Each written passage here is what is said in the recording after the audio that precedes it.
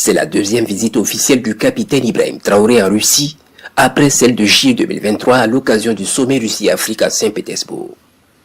Invité de marque du président Vladimir Poutine, le président du Faso vient assister à la célébration du 80e anniversaire de la victoire soviétique sur le nazisme pendant la Seconde Guerre mondiale en présence de plusieurs autres chefs d'État, événement prévu demain.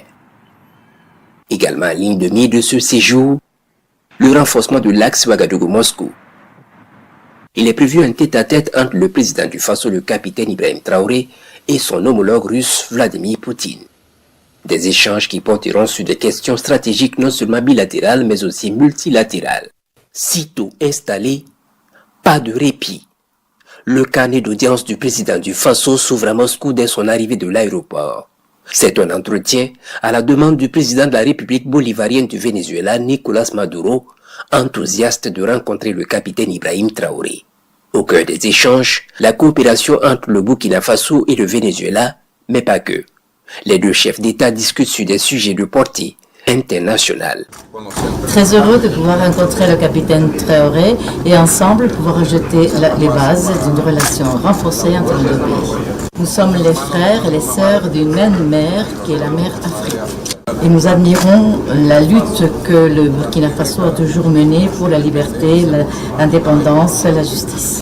Nous avons bâti de très bonnes choses entre le Burkina Faso et le Venezuela. Au-delà donc des relations de coopération au beau fixe dans différents domaines, le Burkina Faso et le Venezuela, foi de son président, ont une convergence de vues sur la coopération multilatérale et la gouvernance mondiale.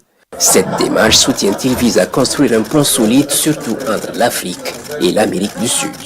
Il est l'un des premiers dirigeants africains à ouvrir le bal des arrivées à Moscou. Le président Umaro Sissoko Embalo, fraîchement de retour de sa visite dans la région des Grands Lacs et de la cérémonie d'investiture du président Brice Clotaire Olingi Nguema en Russie pour participer aux célébrations marquant le 80e anniversaire de la victoire sur l'Allemagne nazie, le président bissau-guinéen se positionne dans la liste de nombreux dirigeants du monde ayant passé outre les menaces de Kiev et de ses alliés occidentaux.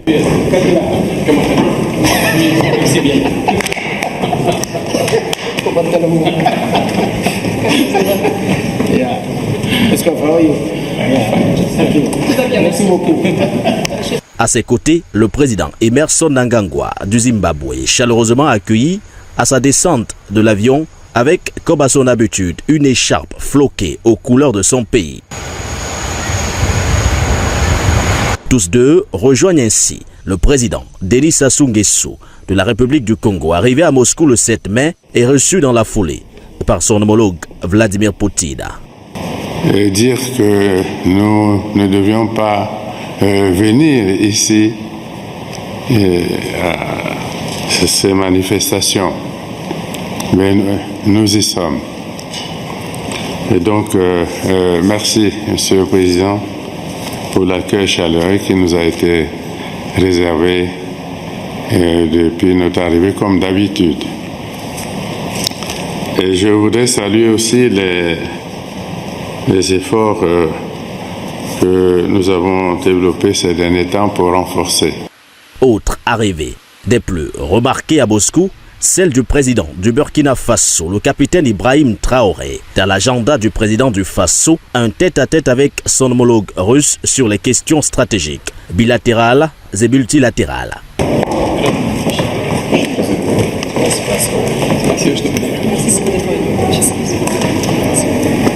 Également présent à Moscou, le président Teodoro Obiangema de la Guinée équatoriale, Taye Atske Selassie, le président de l'Éthiopie, et Abdel Fattah al-Sisi de l'Égypte. Un marathon diplomatique auquel se greffent d'autres dirigeants du monde accueillis à Moscou.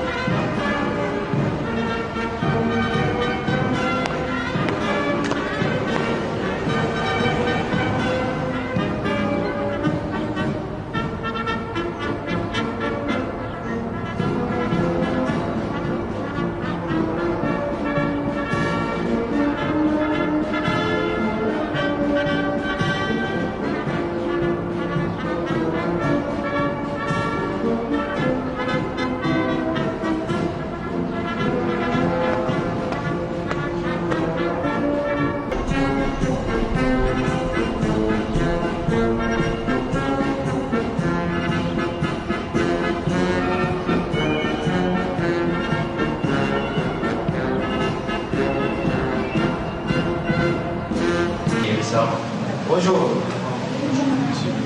Comment ça va? Ça va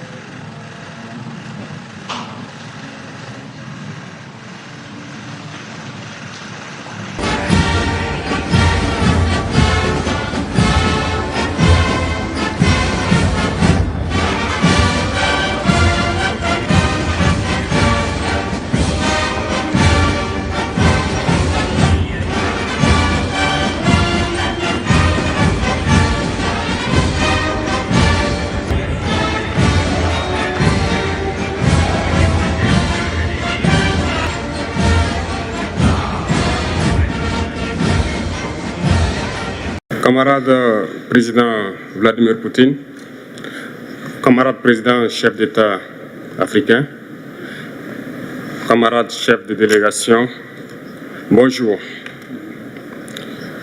C'est un honneur pour moi ce matin donc de prendre la parole ici et de vous passer donc le salut fraternel du peuple du pays des hommes intègres. C'est aussi le lieu pour moi, avant tout propos, de rendre grâce à Dieu, Dieu Tout-Puissant qui nous a permis de nous réunir ici ce matin en bonne santé pour parler de l'avenir et du bien-être donc de nos peuples. Je m'en vais m'excuser auprès des anciens que je pourrais vexer dans mes propos à venir. Africanité oblige, les droits d'aînesse, je me dois de m'excuser. Camarades, j'ai quelques questions donc de ma génération, mille et une questions qu'on se pose. Mais nous n'avons pas de réponse. Et il se trouve qu'ici, nous pouvons laver donc notre linge sale parce qu'on se sent en famille. On se sent en famille en ce sens que la Russie est une famille aussi pour l'Afrique. C'est une famille parce que nous avons la même histoire. La Russie a consenti d'énormes sacrifices pour libérer le monde du nazisme pendant la Seconde Guerre mondiale. Les peuples africains, nos grands-pères, ont été déportés de force aussi pour aider l'Europe à se débarrasser du nazisme. Nous partageons la même histoire en ce sens que nous sommes les peuples oubliés du monde, qu'ils soient dans les livres d'histoire, dans les documentaires ou films, on tend donc à balayer le rôle prépondérant qu'a joué la Russie et de l'Afrique dans cette lutte contre le nazisme. Nous sommes ensemble parce que actuellement nous sommes là pour parler de l'avenir de nos peuples, de ce qui va advenir demain, de ce monde libre auquel nous aspirons, de ce monde sans ingérence dans nos affaires internes. Nous avons les mêmes perspectives et je souhaite que ce sommet soit l'occasion donc de pouvoir tisser de très bonnes relations en vue d'un meilleur avenir de nos peuples.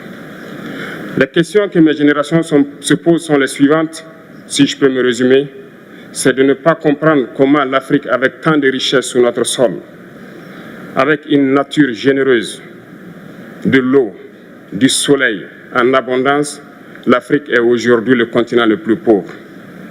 L'Afrique est un continent affamé.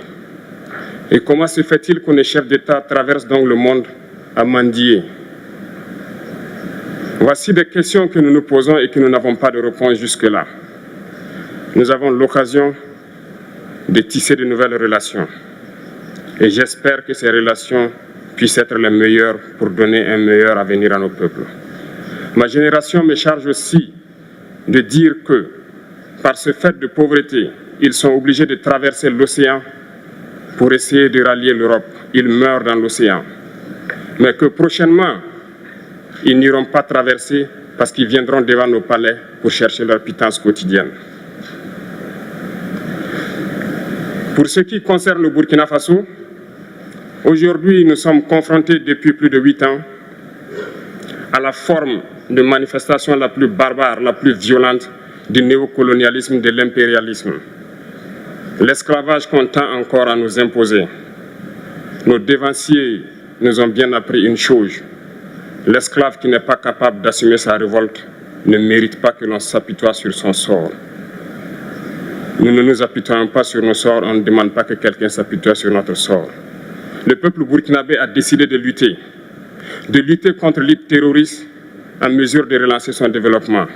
Dans cette lutte, des vaillants peuples, des vaillantes populations se sont engagées à prendre les armes face au terrorisme, ceux que nous avons affectueusement appelés les VDP, des volontaires. Nous sommes surpris de voir les impérialistes traiter ces VDP de milices et de tout type. C'est décevant, parce qu'en Europe, lorsque des peuples prennent les armes pour défendre leur patrie, on les traite de patriotes. Nos grands-pères ont été déportés pour sauver l'Europe. Ce n'était pas avec leur consentement, contre leur gré. Et bien au retour, on se rappelle bien qu'à Tiaroy, lorsqu'ils ont voulu revendiquer leurs droits élémentaires, ils ont été massacrés. Cela ne fait rien donc. Lorsque nous, peuple, nous décidons de nous défendre, on nous traite de milices. Mais là n'est pas le problème. Ce qui est le problème, c'est de voir des chefs d'État africains qui n'apportent rien à ces peuples qui se battent, mais qui chantent la même chose que les impérialistes en nous traitant de milices, en nous traitant donc d'hommes qui ne respectent pas les droits de l'homme. De quels droits de l'homme parle-t-on? Nous nous offusquons contre cela et c'est honteux. Il faut que nous, chefs d'État africains, nous arrêtons de nous comporter donc en marionnettes qui dansent à chaque fois que les impérialistes tirent sur les ficelles. Hier, le président Vladimir Poutine a annoncé donc l'envoi de céréales en Afrique. Nous sommes bien contents. Nous lui disons merci pour cela.